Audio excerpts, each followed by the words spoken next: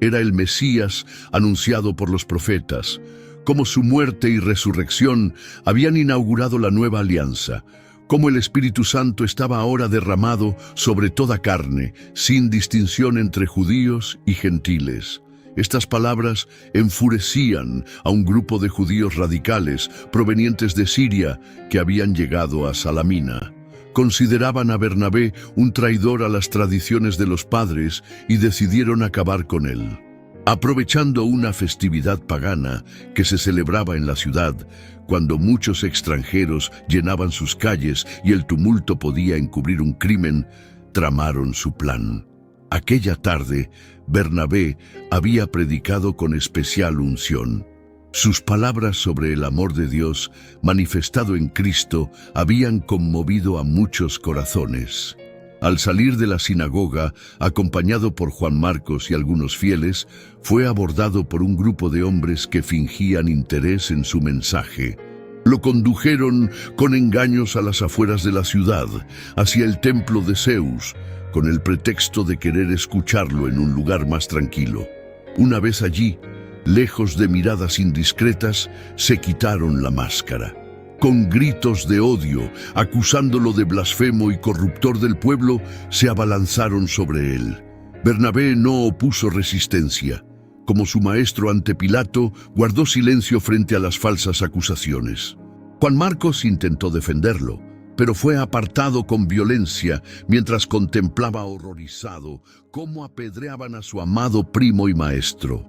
Bajo la lluvia de piedras, Bernabé elevó su mirada al cielo y, según cuenta la tradición, sus últimas palabras fueron: «Señor Jesús, recibe mi espíritu». Así, el Hijo de la Consolación entregaba su vida por aquel que lo había llamado a ser apóstol. Su cuerpo, maltrecho por las piedras, fue arrastrado fuera de la ciudad y arrojado a una pira para ser quemado. Capítulo 10. Los milagros de San Bernabé. Durante sus viajes apostólicos, Bernabé no solo llevaba la palabra de Dios, sino también el poder sanador del Espíritu Santo.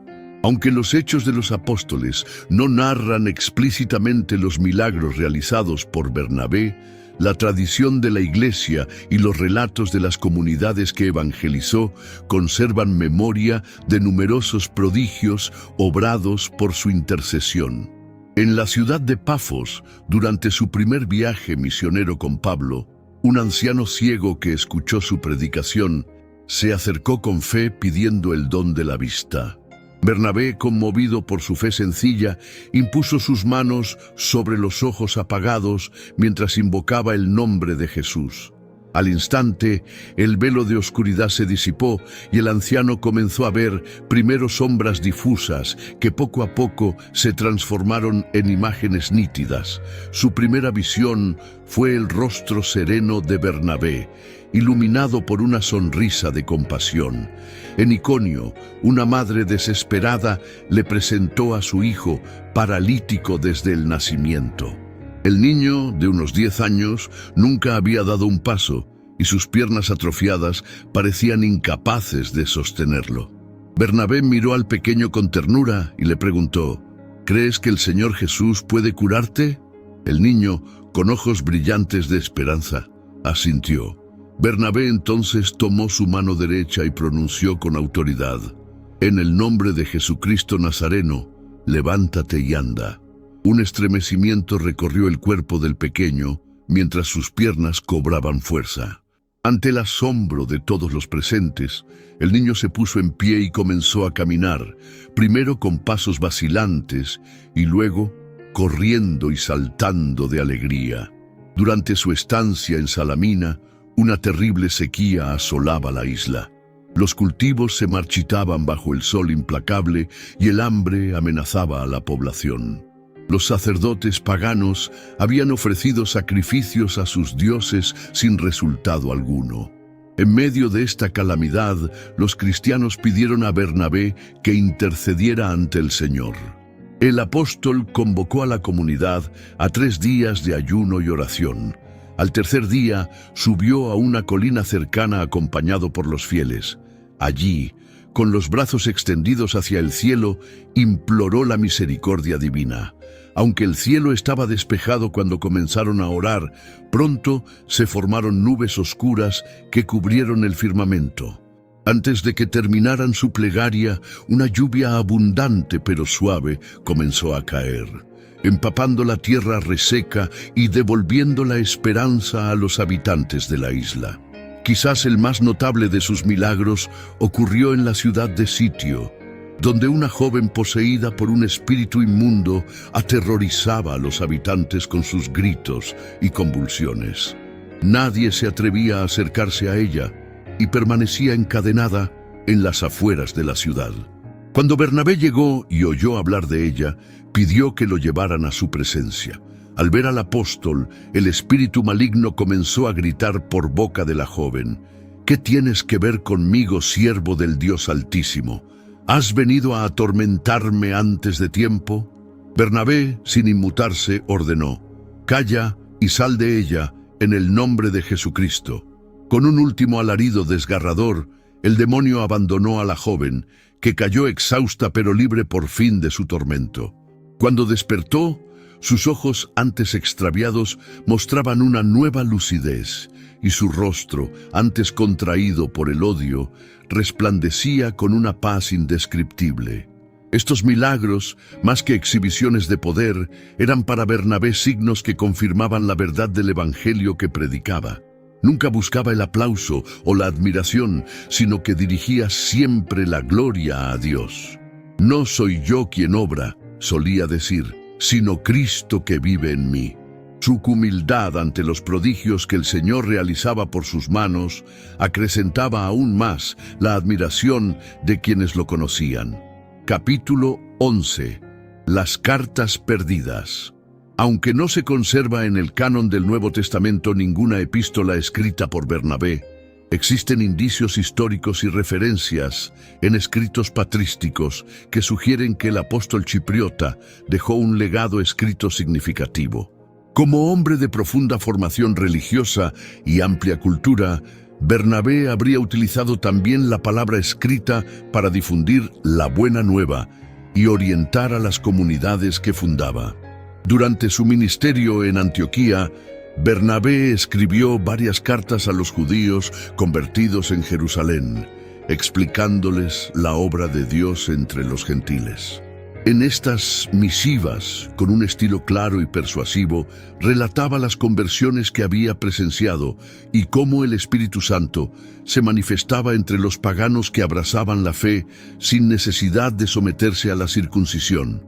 Estas cartas, leídas en las asambleas de los cristianos jerosolimitanos, prepararon el terreno para la aceptación de los gentiles en la iglesia y contribuyeron a la decisión del Concilio de Jerusalén. Después de separarse de Pablo, mientras evangelizaba en Chipre, Bernabé mantuvo correspondencia con su antiguo compañero de misión. A pesar de su desacuerdo sobre Juan Marcos, el vínculo espiritual entre ambos apóstoles nunca se rompió. En estas cartas, que Pablo guardaba con aprecio y consultaba ocasionalmente, Bernabé compartía sus reflexiones sobre la vida cristiana y le informaba de los avances del Evangelio en la isla. Pablo, por su parte, le contaba sus experiencias en Asia Menor y Grecia, pidiéndole consejo sobre cuestiones doctrinales o pastorales especialmente delicadas. La más importante de sus obras habría sido una extensa carta dirigida a los cristianos de origen judío, en la que explicaba el significado cristológico de las escrituras hebreas. En este texto, Bernabé interpretaba las figuras, símbolos y profecías del Antiguo Testamento como anuncios y prefiguraciones de Cristo y su iglesia. Su profundo conocimiento de la tradición levítica le permitía desvelar el sentido espiritual de los ritos y preceptos de la ley, mostrando cómo en Cristo se cumplían plenamente. Existe un escrito conocido como Epístola de Bernabé, que circuló ampliamente en la iglesia primitiva y fue tenido en gran estima por muchos padres. Clemente de Alejandría lo citaba como autoridad, y en algunos códices antiguos aparece junto a los libros del Nuevo Testamento. Sin embargo, los estudios modernos han determinado que este texto es una obra pseudoepigráfica del siglo II, escrita por un autor desconocido que utilizó el nombre del venerado apóstol para dar mayor autoridad a su escrito. Las auténticas cartas de Bernabé se perdieron en los avatares de la historia. Algunas perecieron durante las persecuciones, cuando los cristianos debían entregar sus libros sagrados para ser quemados. Otras desaparecieron con la destrucción de bibliotecas en las invasiones bárbaras o musulmanas.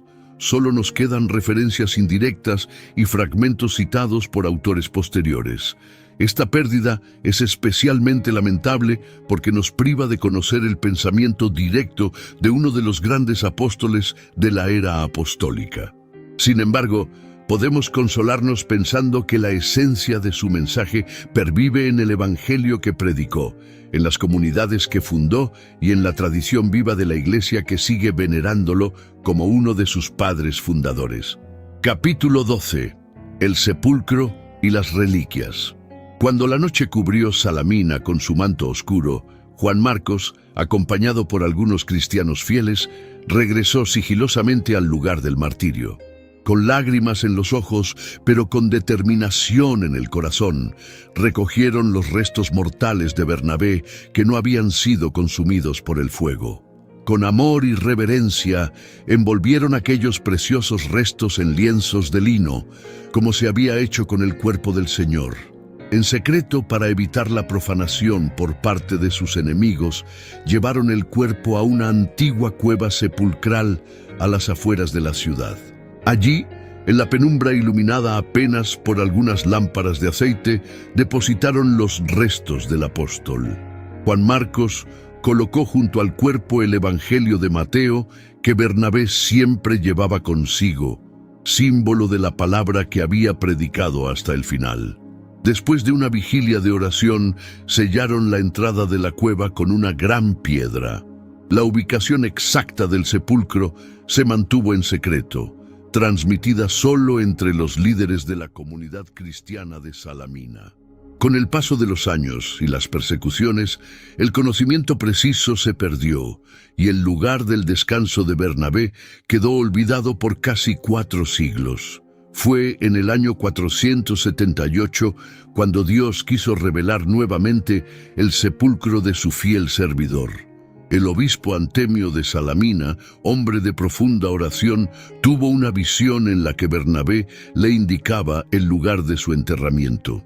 Siguiendo esta revelación, organizó una búsqueda que culminó con el hallazgo milagroso de la cueva sepulcral. Al abrir el sepulcro, encontraron los restos del apóstol y sobre su pecho el Evangelio de Mateo, preservado milagrosamente. Este descubrimiento causó gran conmoción en toda la isla y llegó a oídos del emperador Zenón en Constantinopla.